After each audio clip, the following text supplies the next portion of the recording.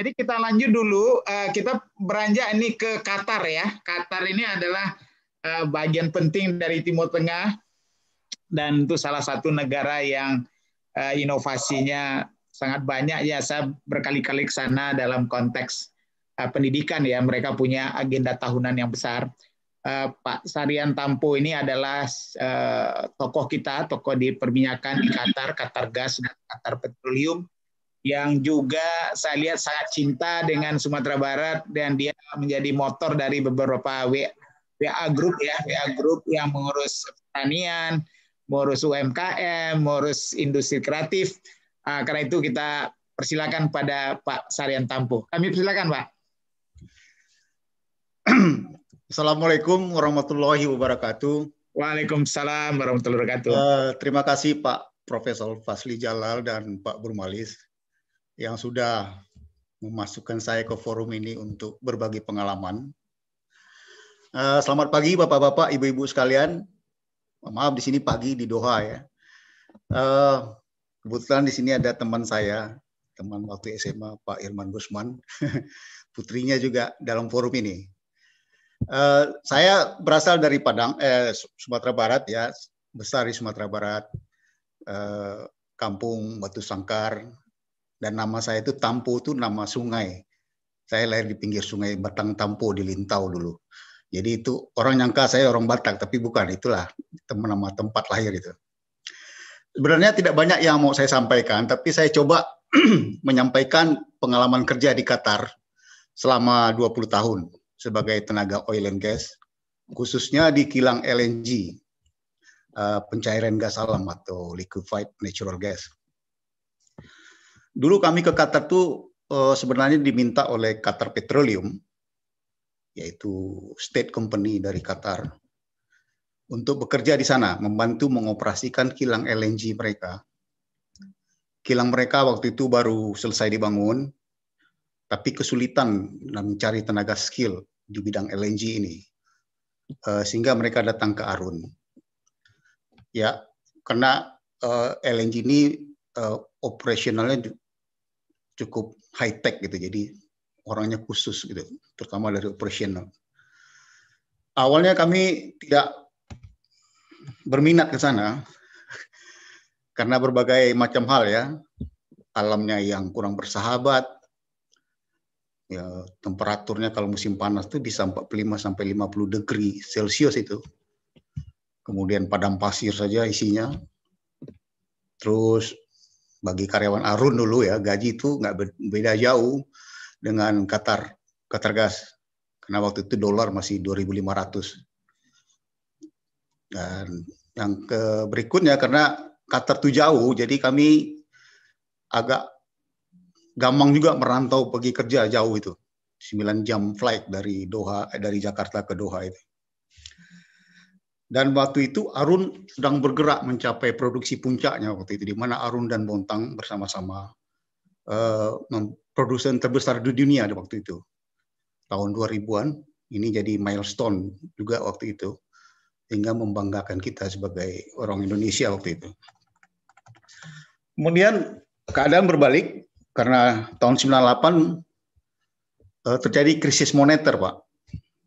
Rezim berganti, rupiah anjlok dari 2.500 ke 14.000. Lalu ada gerakan Aceh Merdeka bangkit kembali. Nah, kita merasa tidak aman kerja di situ. Mana GAM ini masuk ke komplek kita, ke pabrik, menteror, menculik, dan ada membunuh juga. Akhirnya kita musikan keluarga ke Jakarta atau ke kampung masing-masing gitu. Dan kita bekerja sebagai bachelor di sana. Lama-lama nggak nyaman juga tuh kerja seperti itu. Terus kami terimalah tawaran Qatar Gas ini. Lalu berbondong-bondong lah kami ke sana. Dan perlu dicatat, Indonesia adalah pionir di sana, Pak. Bersama bangsa Algeria. Meneteskan LNG pertama kali. Dan ini juga milestone buat kita, bangsa Indonesia di Qatar, yang cukup membanggakan gitu. Sebenarnya kekuatan orang kita di sana adalah skill-nya dalam mengoperasikan kilang LNG ini, skill dalam troubleshooting, dan skill dalam memecahkan masalah-masalah di pabrik itu keunggulan kita, memang itu bidang kita. Terus berjalan dengan waktu, kilang terus bertambah dari 1 train ke 14 train, sekarang 14 train. Train itu istilahnya kilang. Jadi bentuk kilang itu seperti kereta api, Pak. Jadi di depannya ada lokomotif, terus ada gerbong-gerbongnya. Nah, itu berjejer-jejer tuh 14 kilang. Perlu diketahui cadangan gas Qatar ini nomor 3 terbesar di dunia. Itu cadangannya 900 TCF, triliun kaki kubik. Setelah nomor 3 setelah Rusia dan Iran. Kalau Indonesia mungkin sekitar 60-80 TCF mungkin. Jadi berarti Qatar itu 10 kali lipat Indonesia lah cadangan gasnya. Nah, itu bisa berlangsung 150 tahun kalau kita hitung dengan kapasitas kilang sekarang nih. Nah, bayangin tuh Pak, Qatar yang negaranya kecil begini, tiap hari, tiap detik keluar duitnya dari bumi itu selama 150 tahun. Kemudian karyawan bertambah dari seluruh penjuru dunia, profesional juga datang. Nah, mulailah kita berkompetisi cukup ketat di situ. Dan orang-orang Indonesia, kami juga di sana mengimprove diri ya, mengimprove komunikasi, terus juga mengimprove skill kerjasama. Dan kita harus fokus. Dan banyak juga posisi-posisi yang penting dipegang oleh orang Indonesia di sana, seperti supervisor, superintendent, head, dan manager. Itu dipegang oleh orang kita. Bahkan sekarang ini ada seorang orang awak juga nih, dia megang direktur dari financial Qatar ini, grup financial. Nah, ini luar biasa nih orang kita nih, orang awak mana tuh. Nah, berkat performance orang-orang kita di Qatar, di Qatar, ini teriklankan Pak kemana-mana, sehingga banyak kilang-kilang lain di Qatar ini, karena setelah LNG itu berjamuran tuh pabrik-pabrik kilang-kilang tumbuh. Nah, mereka merekrut orang Indonesia karena performance orang-orang kita pertama kali datang itu di Arun, di Qatar Gas dari Arun. Nah, mereka merekrut dari Cilegon, dari Surabaya, dari Bontang dan lain sebagainya. Jadi untuk generasi muda memang perlu kita harus fokus di skill kita, kemudian etos kerja ya, kerja keras, rajin, jujur, fokus, loyal dan sincere. Sincere itu artinya ikhlas gitu. Kita tuh termasuk bangsa yang ikhlas mengajarin orang Qatari ini. Qatari bukan orang lain. Karena dalam kontrak itu kita memang disuruh transfer ilmu ke penduduk lokal. Nah, ini disenangi oleh orang Qatari. Jadi kita di respect gitu. Ya. Kemudian berkat LNG inilah Qatar makin maju. Pendapatan per kapita tertinggi di dunia sekarang. Kemudian sektor-sektor lain juga berkembang, yaitu hotel, supermarket, hospital, restoran. Sektor pendidikan juga sangat berkembang. Di situ ada Education City. Mungkin Prof pernah ke sana kali ya. Education City saya berapa kali ke sana itu Pak Sarian ya. Besar sekali itu. Ya, luar biasa. Dasar perguruan tinggi terbaik dunia dia kumpulkan di Education City itu. Seluruh universitas dunia ada di sana itu. Jadi emirnya sangat concern dengan pendidikan. Betul-betul agak beda dengan tipikal Arab lain nih. Yang orang Qatar nih visionnya ke depan bagus. Nah, memunculnya semua sektor-sektor non oil and gas ini itu diisi oleh orang-orang lain, Pak. Nah, ini yang kita sayangkan karena sektor-sektor ini banyak diisi oleh bangsa Filipina, India, orang kita sangat minim di situ. Orang kita banyak di sektor oil and gas. Tapi di sektor service dan hospitality ini agak jarang. Mungkin karena kendala bahasa ya. Karena sektor ini perlu kemampuan komunikasi yang bagus gitu. Inggrisnya bagus, rasa percaya diri juga harus tinggi gitu. Nah, ini yang kurang gitu. Jadi itu mungkin kita perlu improve dari Indonesia atau dari Bintang. Kemampuan bahasa Inggris ini harus tetap di improve terus gitu. Nah, selain bahasa juga penting rasanya ini percaya diri. Rasa percaya diri itu harus penting dalam pekerjaan, apalagi di luar negeri ini ya, di tempat multinasional ini. Di departemen saya itu ada 100 orang, itu 45 nationality itu Pak bekerja di sana. Jadi heterogen sekali. Nah, di sini bahasa Inggris kita harus betul-betul bagus gitu ya. Kemudian rasa percaya diri. Rasa percaya diri mengekspresikan pengalaman kita dengan penuh keyakinan, berargumen dengan percaya diri, sehingga orang yakin apa yang kita utarakan tersebut. Saya rasa menumbuhkan percaya diri ini ada di sekolah-sekolah kita dulu, yaitu di ekstrakurikuler ya, tampil di panggung sekolah, acara drama, sendiwara, lomba pidato, lomba debat, ikut organisasi pramuka, dan lain sebagainya. Itu bisa menimbulkan rasa percaya diri, sehingga kita menghadapi orang tuh enteng aja gitu, udah biasa. Kemudian yang berikutnya adalah mental. Mental siap merantau ini harus kuat. Fisik harus sehat, kuat, sabar, dan tabah. Nah, mental tangguh ini saya rasa udah ada di orang Minangkabau nih, karena orang kita nih orang perantau kan udah proven hebat lah.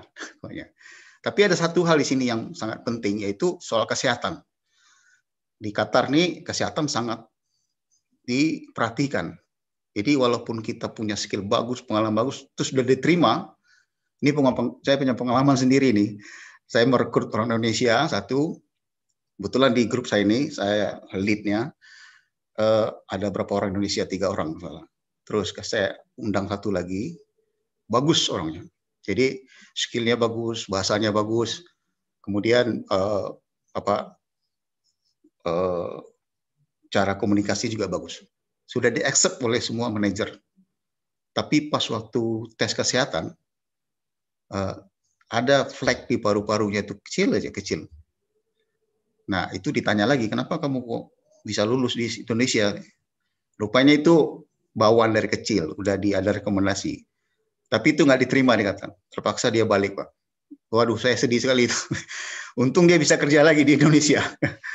Jadi itu penting kesehatan buat anak-anak muda, jaga kesehatan baik-baik, badan fisik harus kuat ya. Itu penting karena pertarungan di luar negeri ini cukup keras. Jadi saya pikir itu 3 hal yang perlu diperkuat oleh calon pekerja bidang apa saja yang ingin kerja di luar negeri ya, terutama di oil and gas di Qatar nih. Saya spesifik di Qatar aja. Iya. Itu mencapai karir lebih tinggi. Dan sebenarnya kesempatan di Qatar ini masih sangat besar, Pak. Mereka terus berkembang, membangun, kilang-kilangnya terus bertambah, itu infrastruktur terus dibangun. Saya masih di sini sekarang lihat bukan main tuh perkembangannya. Jalan udah kayak ular tuh. Saya sendiri pun bingung lihatnya sekarang nih. Apalagi untuk menyambut Piala Dunia 2022, kemudian Asian Games 2030, waduh mereka terus berkembang terus. Investasi besar-besaran Pak ya di sana ya. Besar-besaran, soalnya memang duitnya banyak Pak. Yeah. Tiap detik tuh keluar duitnya dari bumi itu. Baik. Dari negara ini penduduknya 2,7 juta Pak. Penduduk lokal 400.000, pendatang 2,3 juta. Jadi negara ini dikelola oleh orang luar semua. Jadi kalau dari job security ini bagus. Aman kita ini. Maka saya bisa hampir 20 tahun di sini. Iya. Yeah. Jadi kemudian, jadi saya pikir, jadi silakan aja persiapkan diri buat anak-anak muda. Insya Allah bisa bekerja di sini. Saya juga sering menyebarkan lowongan kerja ke grup-grup Minang supaya mereka bisa pindah kemari. Orang Minang cukup banyak sih Pak. Yeah. Ada sekitar 80 keluarga kalau nggak salah, ada 200-an orang lah. Dan cukup bagus performance-nya. Saya pikir itu aja Pak. Terima kasih. Baik. Mohon maaf kalau ada kekurangan dalam penyampaian. Terima kasih Pak Sarian. Ya.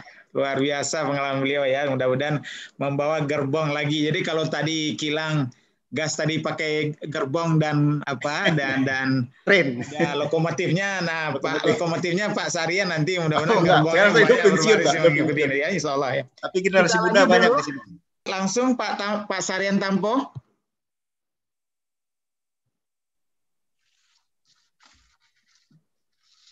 Silakan Pak Sarian. Ya, Prof. Ya. Baik, mungkin saya nambahin sedikit aja. terutama untuk generasi muda ya yang ingin bekerja ke luar negeri ini. Jadi jangan takut, bekerjalah di tempat-tempat yang biasa aja dulu, mungkin setelah tamat, atau kalau bisa langsung ke tempat yang besar tinggi ya bagus sekali. Tapi kalau seandainya nggak bisa, nggak apa-apa bekerja dulu. Seperti saya juga dulu, pertama dulu pernah di Lemigas, kemudian Nalco Perkasa, kemudian pernah pabrik kertas, pabrik sepatu pun pernah dulu. Kemudian terakhir di Tripatra Engineering. Nah, baru ke Arun. Di Arun cukup lama saya. Jadi pengalaman-pengalaman itu membuat kita kuat. Artinya tabah gitu. Artinya kita biasa cara kerja jadinya. Terus setelah 10 tahun di Arun baru ke Qatar. Nah, di Qatar ini memang butuh orang-orang yang berpengalaman lebih dari 10 tahun. Jadi perlu cari-cari kerja dulu yang di Indonesia, setelah mampan dan kuat, baru bersaing di sana gitu. Dan skill harus di-improve terus gitu. Yang kedua, bahasa. Bahasa ini saya pikir orang Minang ini terkenal dari dulu, punya bahasa banyak seperti orang-orang tua kita dulu ya, Haji Agus Salim, Nasir, itu menguasai banyak bahasa. Sehingga dia tuh figurnya jadi dihormati orang. Ya, bahasa menunjukkan bangsa, kata orangnya Pak Prof. Ya. Ya. Jadi bahasa itulah kunci mendapatkan ilmu, mendapatkan pengalaman, sekaligus bahasa mengekspresikan pengalaman kita ke orang lainnya.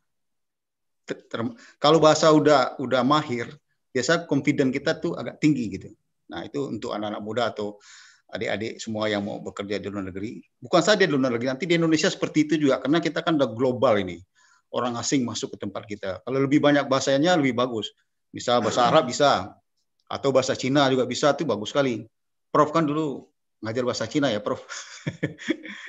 Jadi terus belajar dengan orang lain juga. Karena kita di dunia internasional, terus kita harus bisa menerima pengalaman mereka. Kita adopt, kita ambil profit gain dari dia gitu.